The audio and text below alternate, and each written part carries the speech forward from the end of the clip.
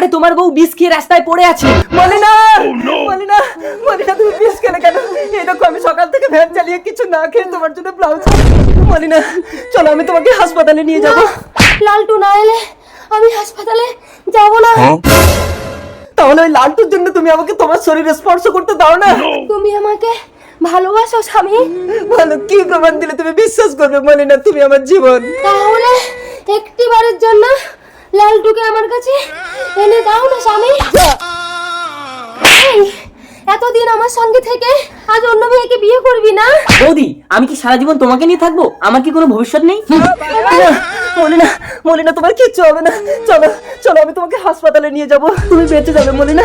স্বামী তুমি না খুব ভালো, তোমাকে আমি ঠকিয়েছি গো।